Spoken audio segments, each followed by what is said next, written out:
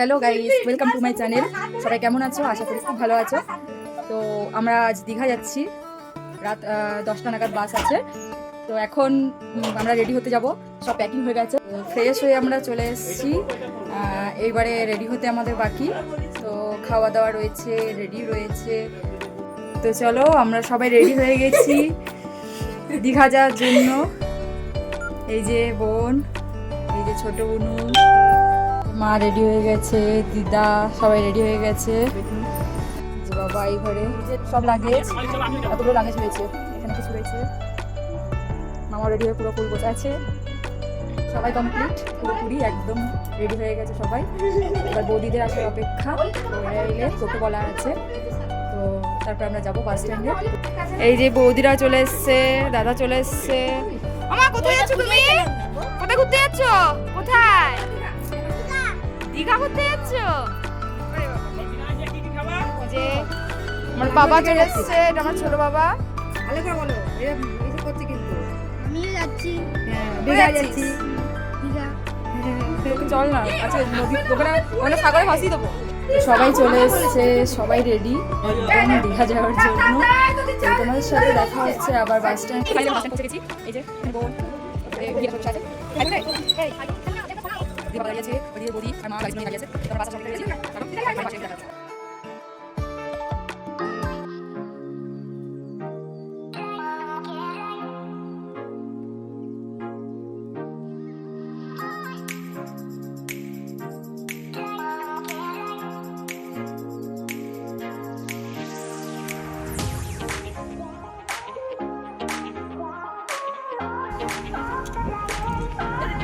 ওটা কিন্তু চাকা।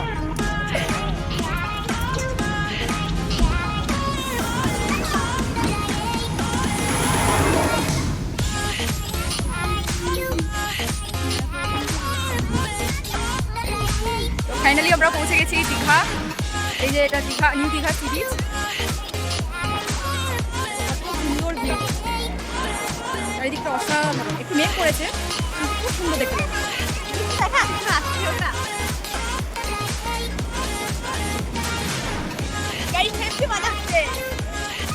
তো এসে পরে আমরা রুম খোঁজার জন্য গেছিলাম, তো রুম পেয়েছি। তো বাবা মা রয়েছে, লাগেজগুলো নিয়ে আমরা ততক্ষণে একটু সি বিচটা ঘুরে দেখতে এলাম। এবার রুমে যাবো, ফ্রেশ হবো, তারপরে ঘুরতে বেরোবো। চলো তোমাদের সাথে তাহলে পরে দেখা হচ্ছে।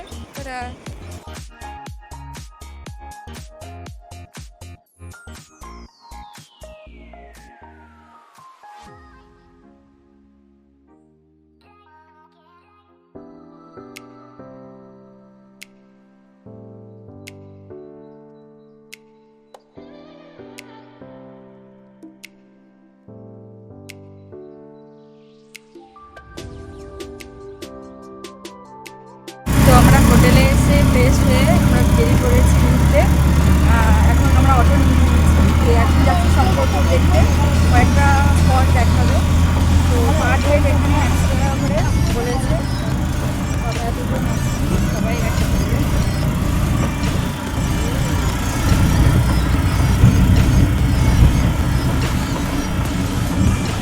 প্রচুর মেঘ পড়েছে, জানি না বৃষ্টি হবে কিনা।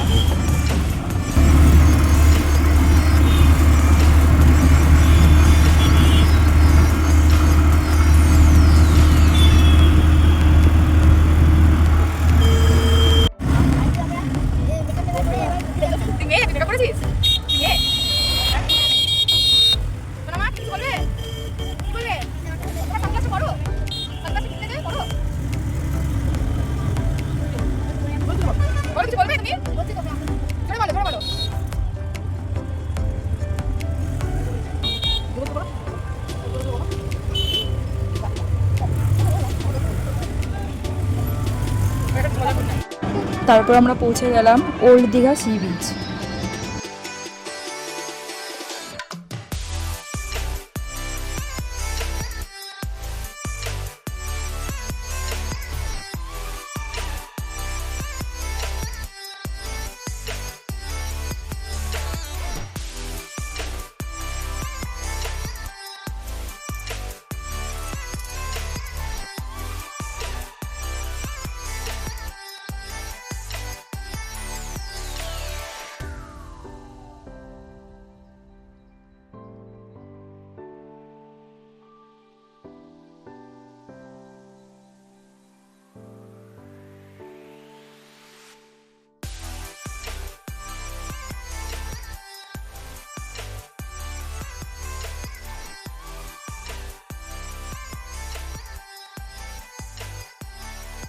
এরপর আমরা ঘুরে দেখলাম মাছের আড়ত, কত রকমের মাছ ওইখানে,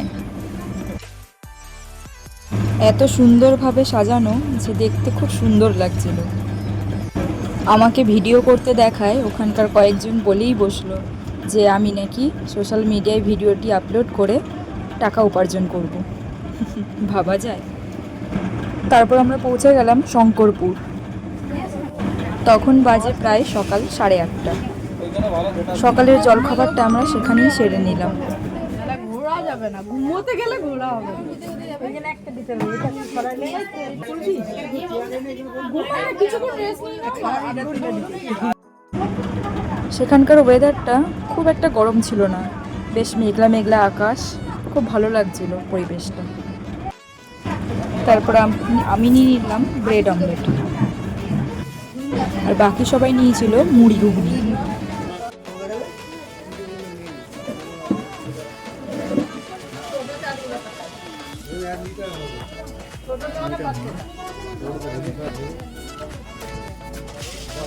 মাঝে 1 লিটার হবে, 2 লিটার আছে, 2 লিটার আছে।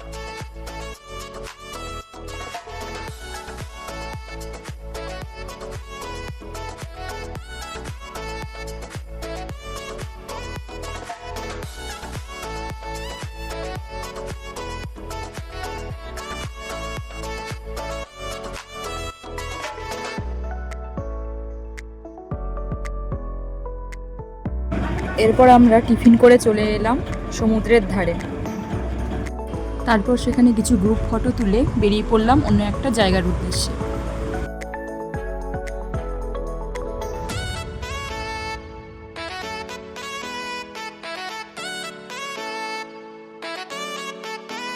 তারপর আমরা চলে এলাম নায়কালী মন্দির।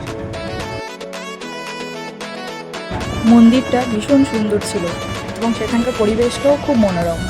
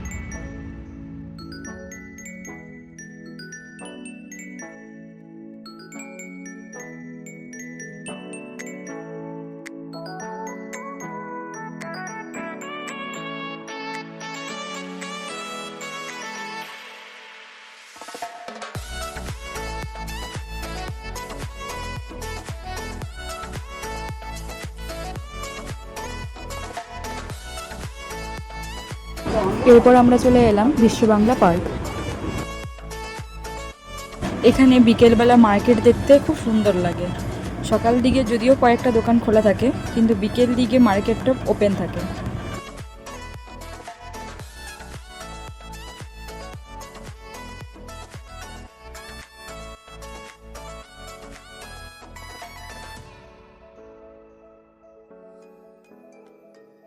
ওখান থেকে কিছুটা এলেই জগন্নাথ মন্দির, যেটি এখন নতুন তৈরি হচ্ছে। যেহেতু এখনো কমপ্লিট হয়নি, তাই আমরা বাইরে থেকে দেখে চলে যাওয়ার পরে আমরা আবার রুমে ফিরে এলাম। রুমে এসে ফ্রেশ হয়েই আমরা চলে গেলাম লাঞ্চে। সেই দিন বাস জার্নির জন্য আমরা নিয়েছিলাম নিরামিষ মিল। সেই দিনের খাবার দাবার আমাদের সেরকম ভালো লাগেনি বলে আমরা পরের দিন খাওয়ার হোটেল আবার চেঞ্জ করেছিলাম। লাঞ্চ কমপ্লিট করে আমরা চলে গেলাম সি বিচে স্নানের জন্য। তখন বাজে প্রায় 3টে। তার আগে আমরা নামতে পারিনি সমুদ্রে জোয়ার আসার জন্য, তাই অনেকটা দেরি করেই নেমেছিলাম।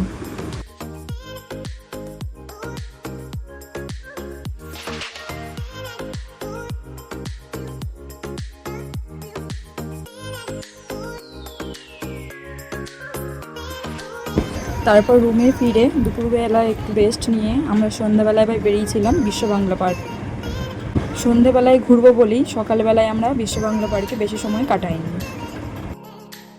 যেখানে আমরা ছিলাম সেখান থেকে বিশ্ব বাংলা পার্কের দূরত্ব ছিল পায়ে হেঁটে 30 মিনিট মতো।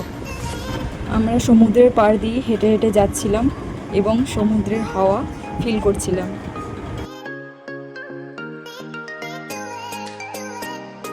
সবারই সেটা বেশ ভালোই লাগছিল।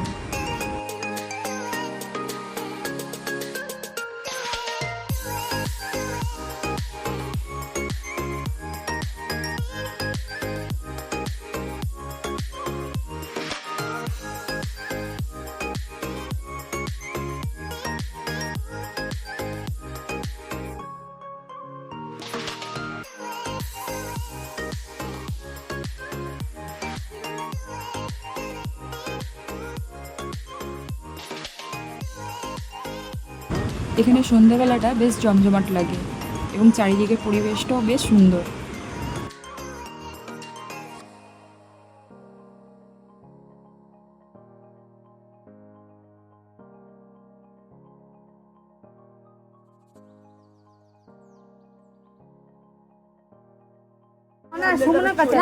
ওর গুরু এনেছে। ওখান থেকে আমি কিনেছিলাম আমার গাড়ির জন্য একটা চাবি রিং আর বাকিদের জন্য কিছু জিনিসপত্র।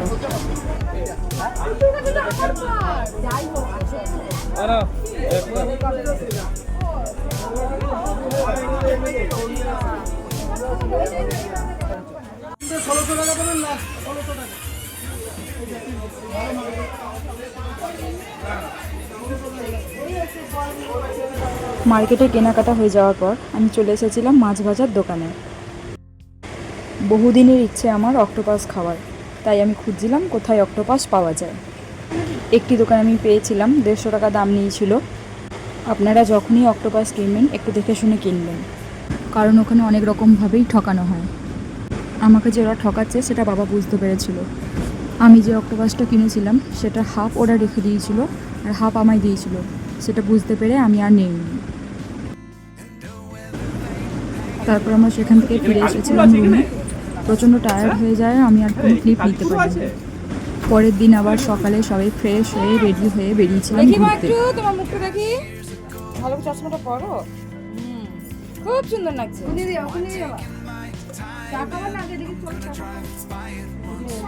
চলো চলো এগো।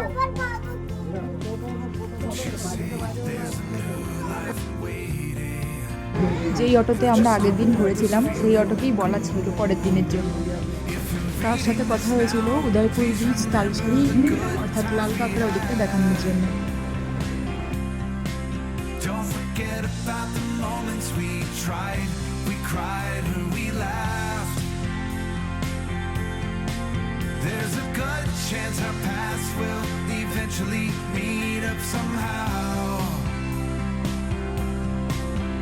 Just know I had good reason to go if you're reading this now.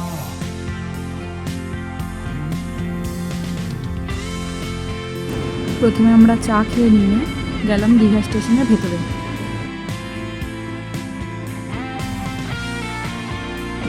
এর আগের বার যখন আমরা এসেছিলাম তখন দীঘা স্টেশনের ভেতরে আমরা ঢুকতে পারিনি। এটা হচ্ছে Digha station. Lights out, replaying this scene where we share the same space, the same beautiful place in my dreams. And I kick at the walls, I keep tripping on. তারপর আমরা সকালের ব্রেকফাস্ট সেরে উঠে পড়েছিলাম অটোয়। ব্রেকফাস্ট করতে করতেই অটোওয়ালা কাকু এসে দাঁড়িয়েছিল। On this old record machine, but I can't get the words to come out right. I forget this old melody. If you're reading this now, know I'm wondering how things will be. আমরা প্রথমে গিয়েছিলাম রাধাকৃষ্ণর মন্দিরে, কিন্তু সেখানে video বা photo তোলা নিষেধ আছে বলে আমি কোনো ক্লিপ নিতে পারি। এরপর পথে যেতে যেতে আমরা দেখে নিলাম কিছু কাজু বাদামের বাগান। এরকম রাস্তার পাশে পাশে কাজু বাদাম বাগান অনেক আছে। এখন এই সময় প্রত্যেকটা গাছেই ফুল ধরেছে।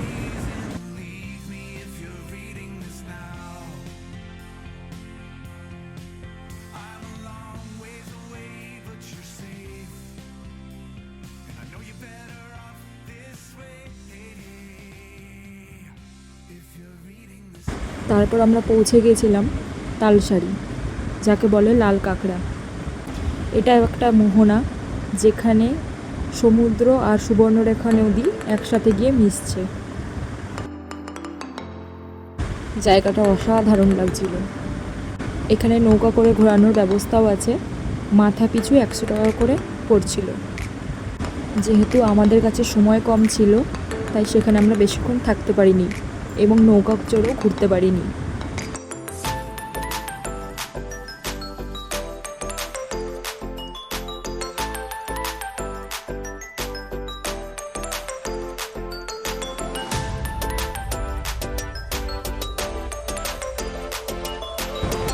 ওখান থেকে চলে এসেছিলাম আমরা চন্দনেশ্বর মন্দিরে। তবে বলে রাখি, এখানে যদি কেউ পুজো দিতে চাও একটু সাবধানে, কারণ পান্ডারা এখানে প্রচুর রকমভাবে টাকা চায়।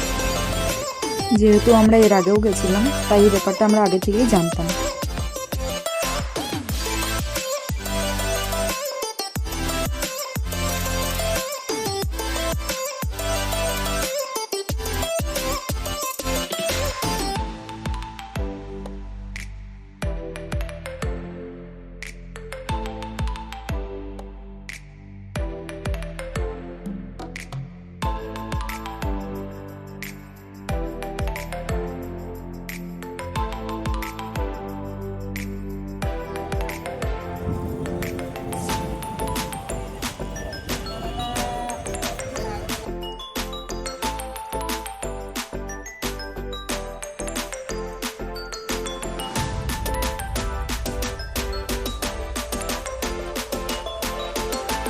এরপর আমরা চলে এলাম উদয়পুর বিচ। এখানকার সি বিচটা যতটাই সুন্দর, কিন্তু এখানকার পরিবেশটা ততটাই বাজে, তাই আমরা ওখানে বেশিক্ষণ আর ছিলাম না।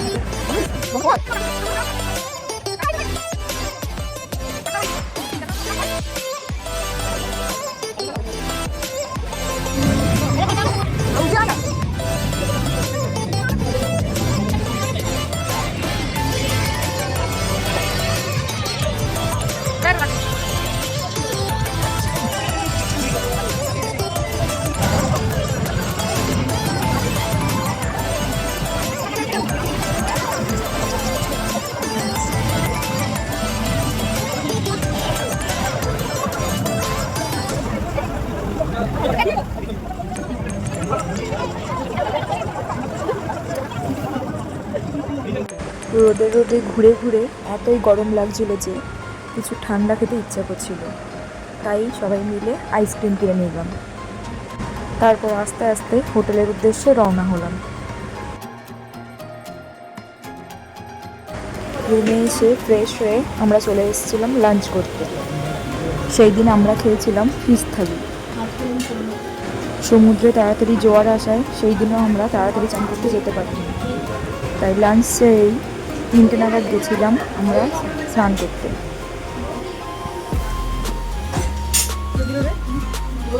মারবো না।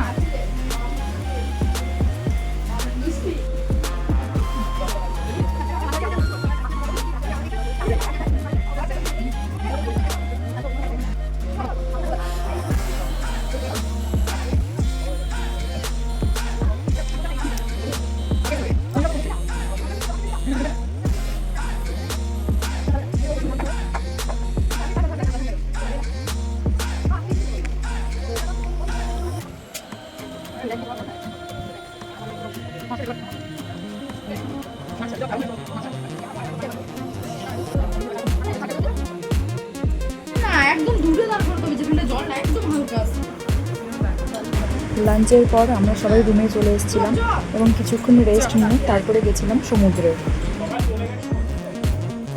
বৌদি মায়ের বাজুক গাছ, আসো। হ্যাঁ আসো। ছোট না গামছাটা নিতে কতক্ষণে।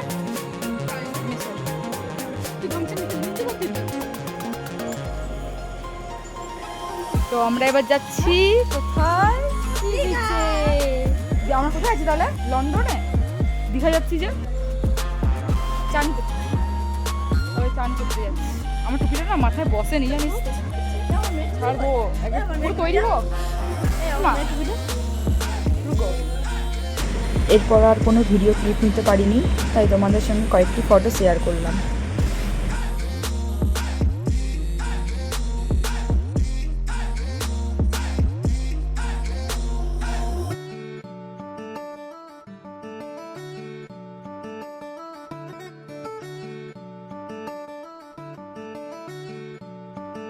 আমরা যখন রুমে ফিরে আসি তখন বিকেল প্রায় 5টা বাজে, তাই কিছুক্ষণ রেস্ট নিয়ে রেডি হয়ে আবার বেরিয়ে পড়েছিলাম ঘুরতে। সেদিন আমাদের যাওয়ার কথা ছিল সায়েন্স সিটি, কিন্তু অনেকটা লেট হয়ে যাওয়ায় আমরা সায়েন্স সিটি আর ঢুকতে পারিনি। সেখান থেকে গেছিলাম আমরা ঢেউসাগর। আমরা ছিলাম নিউ দীঘার এসবিএসটিসি বাস স্ট্যান্ডের কাছে। সেখান থেকে ঢেউসাগরের দূরত্ব পায়ে হেঁটে প্রায় 40 মিনিট মতন। আমরা হেঁটেই গেছিলাম।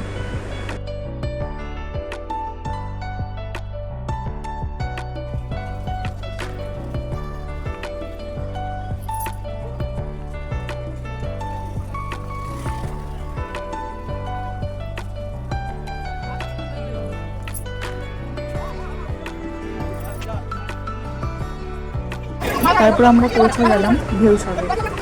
এখানে টিকিটের মূল্য ছিল মাথা পিছু 20 টাকা করে। সবার জন্য টিকিট কেটে আমরা ঢুকে পড়লাম ঢেউসাগরের ভেতরে।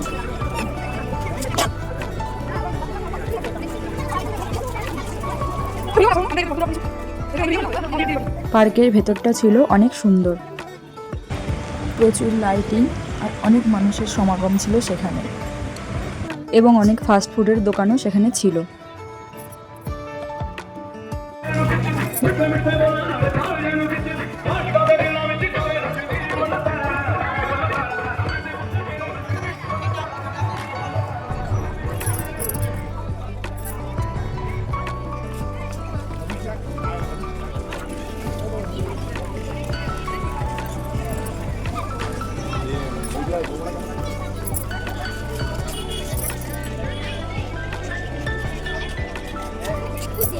এইদিকে সামনে কেউ যাচ্ছে না, ফটো তুলছে না, কি সুন্দর সুন্দর জায়গা দেখ।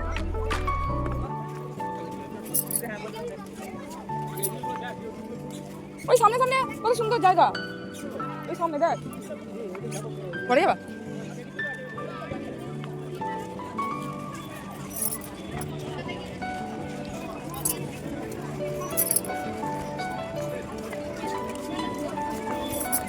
একদিনে সায়েন্স সিটি ঢেউসাগর একদিনে ঘোরা যাবে না, এনে ঘোরো। ও ঘুরতে গেলে অনেক ভিডিও করছি, কি করে করবে এদিকে ফটো তুলবা। ও বাবা চলো না,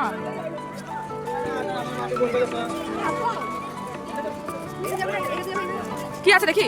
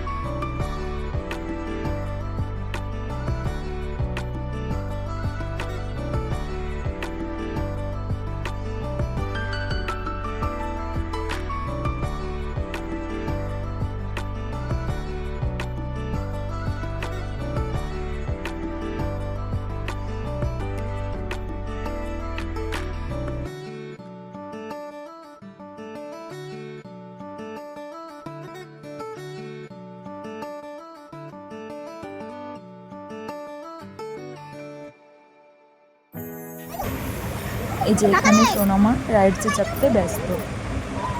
বুনু আর ছোট বুনু ওর সাথে পার্টিসিপেট করেছে।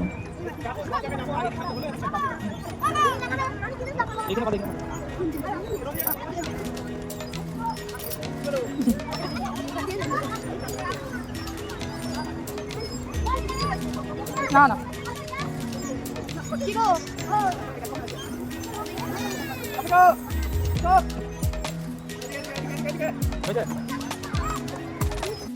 ঢেউসাগর থেকে বেরিয়ে আমরা চলে এসেছিলাম কণিকা মার্কেটে।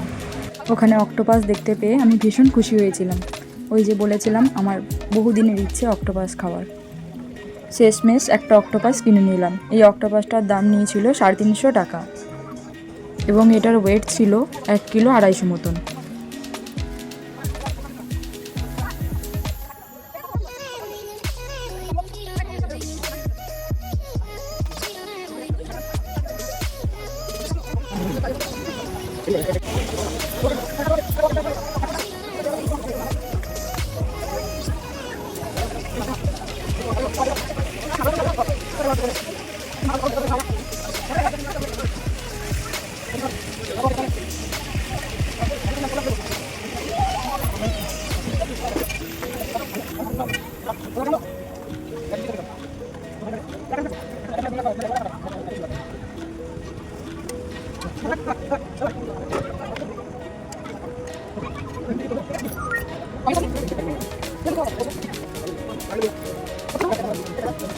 আমাদের অক্টোপাস ফ্রাই রেডি। এরপর আমরা সবাই মিলে নিয়ে টেস্ট করে নিলাম। বেশ ভালোই লাগছিল খেতে।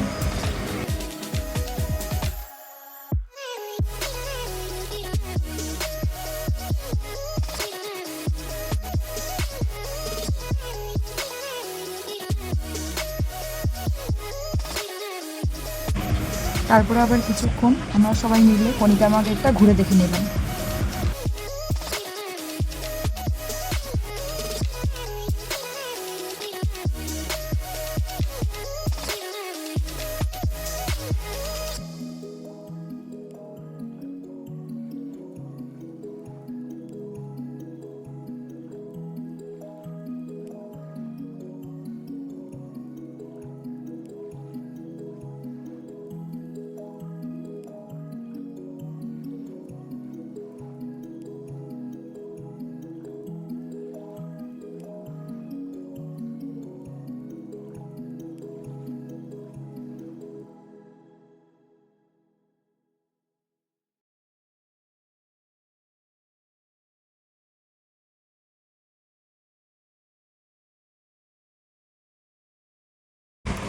এরপর সমুদ্রের পাড় দিয়ে হাঁটতে হাঁটতে আমরা চলে এলাম হোটেলে।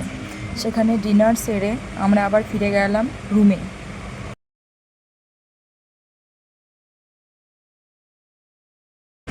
রুমে এসে চেঞ্জ করে ফ্রেশ হয়ে আমরা আবার সবাই বেরিয়েছিলাম একটু নাইট ওয়ার্কে।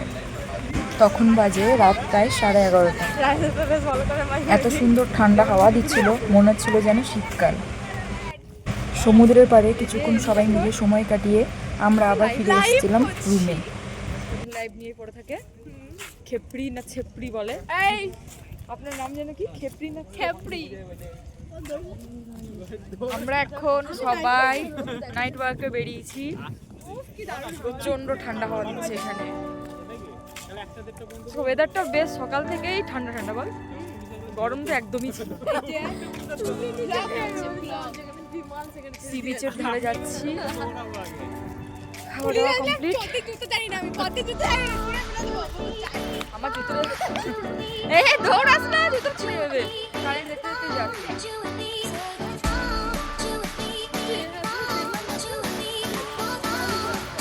পেলে এদিকেই পাবি, নাহলে আর পাবি।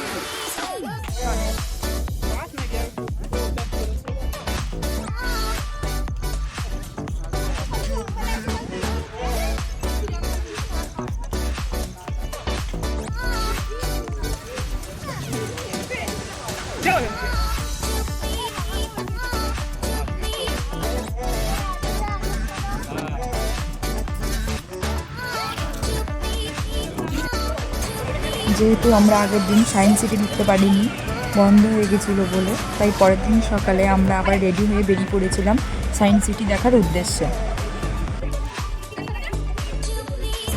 যেতে যেতে একটি চায়ের দোকানে আমরা আবার চা বিস্কুট খেয়ে সকাল সকাল এত রোদ দেওয়ায় গরমে অবস্থা সবার খারাপ হয়ে যাচ্ছিল। তুই এত জল খেয়েছিস চা খেয়ে? ও বলো, আমাকে মামা বললো বৌদি বলছে তাহলে আসতে পারবে।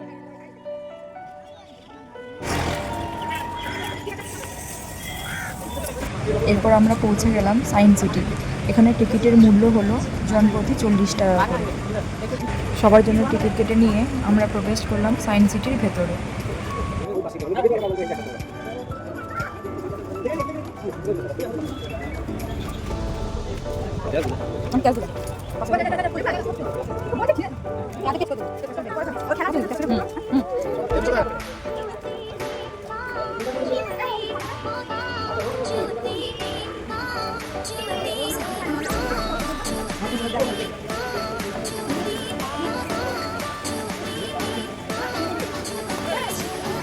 কি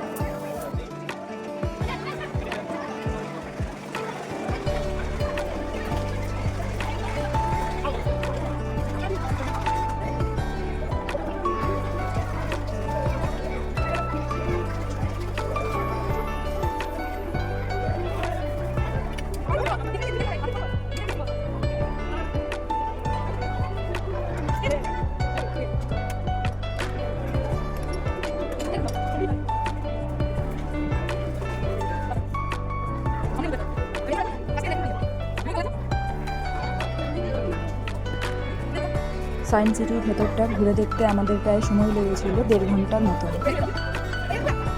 সেখানে অনেক নিত্য নতুন জিনিস দেখার এবং অনুভব করার ছিল। তোমরা যদি দীঘায় যাও অবশ্যই সায়েন্স সিটিটা ঘুরে দেখো, খুব ভালো লাগবে।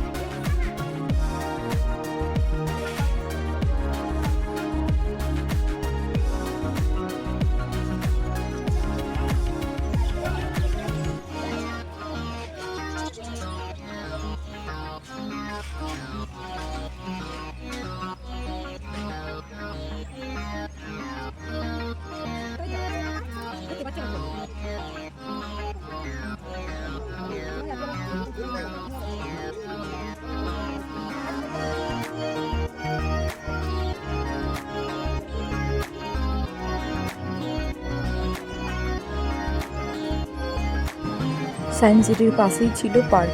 সেই পার্কটি আমরা সবাই মিলে একটু ঘুরে দেখে ওখানেই সকালের ব্রেকফাস্টটা সেরে নিলাম।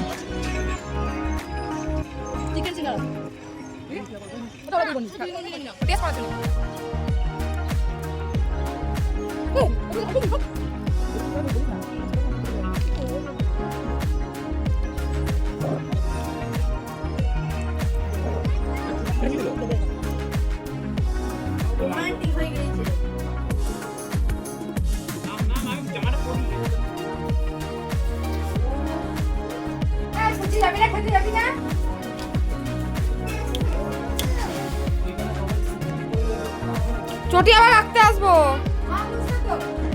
তারপরে আমরা হোটেলে ফিরে এলাম। হোটেলে এসে চেঞ্জ করে ফ্রেশ হয়ে আমরা এখন যাচ্ছি লাঞ্চ করতে। অন্য দিনের মতো আজকেও আর লাঞ্চের আগে স্নান হয়নি। আমরা লাঞ্চ করেই গেছিলাম সমুদ্রে।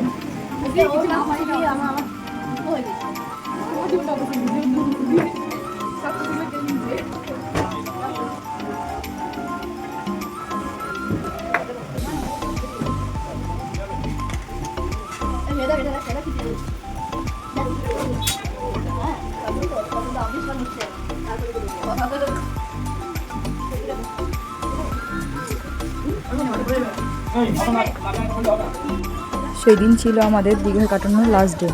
আমাদের আগের থেকেই প্ল্যানিং ছিল 3 দিনের, তো সেই দিন ছিল লাস্ট। আমাদের রিটার্ন টিকিট আগেই করা ছিল।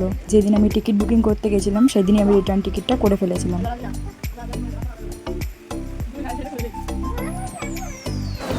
এরপর খাওয়া দাওয়া কমপ্লিট করে আমরা গেছিলাম সমুদ্রে স্নান করতে।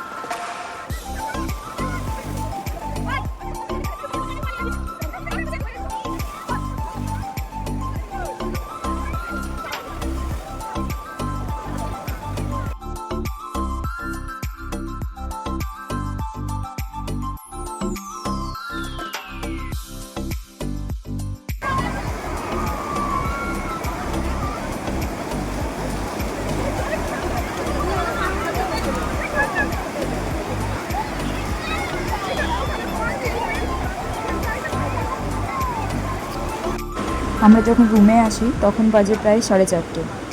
তারপর কিছুক্ষণ রেস্ট নিলাম সবাই মিলে। এরপর আমি, মা, বোন, ছোটো বোন, দিদা মিলে ঘুরতে গেলাম একটু সামনের মার্কেটটায়। কিছু কেনাকাটা ছিল, সবার জন্য কিছু খাবার কেনার ছিল, তো সেটাই আমরা করতে গেছিলাম। কেনাকাটার পর আমার আর মায়ের খুব ইচ্ছে করছিল আইসক্রিম খেতে, তাই মা কিনে দিল আমাদের সবাইকে আইসক্রিম। তারপরে আমরা হোটেলে ফিরে এলাম।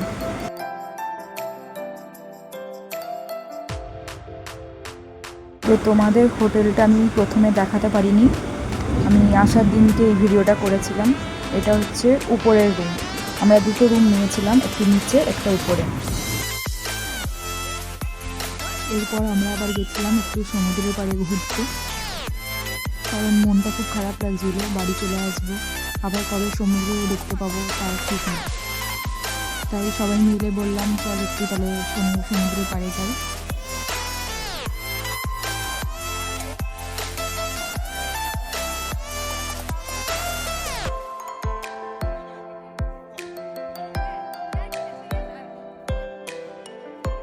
বলো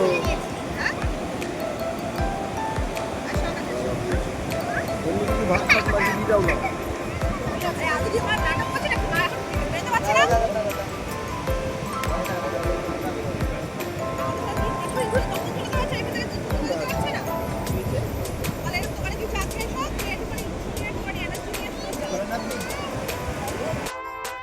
তারপর সেখানে কিছুক্ষণ থেকে আমরা চলে গিয়েছিলাম ডিনারে।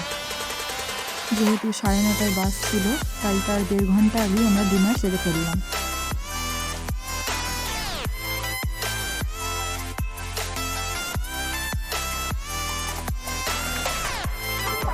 তারপর ডিনার সেরে রুমে এসে লাগেজগুলো নিয়ে আমরা বাস স্ট্যান্ডের উদ্দেশ্যে রওনা হলাম। আমরা আগে হোটেলের মালিককে বলে রেখেছিলাম যেহেতু আমাদের 9:30টায় বাস, তাই আমরা 9টার সময় হোটেল ছাড়বো, কারণ আমাদের হোটেল থেকে বাস স্ট্যান্ড ছিল একদম কাছেই। এরপর আমরা হোটেল চেক আউট করে বেরিয়ে পড়লাম।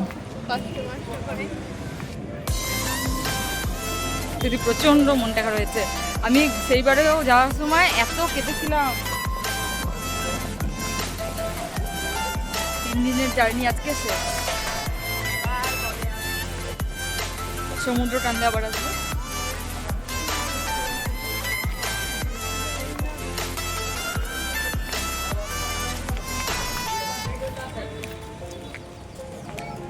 তো আমরা যাচ্ছি এখন বাস স্ট্যান্ড, 9:30টায় বাস আছে। বাস স্ট্যান্ডটা আমাদের হোটেল থেকে একদমই কাছে, মানে হোটেলের উল্টো দিক থেকেই বাস স্ট্যান্ডটা পুরো স্পষ্ট দেখা যায়। তো আমরা চলে এসেছি বাস স্ট্যান্ড। দেখো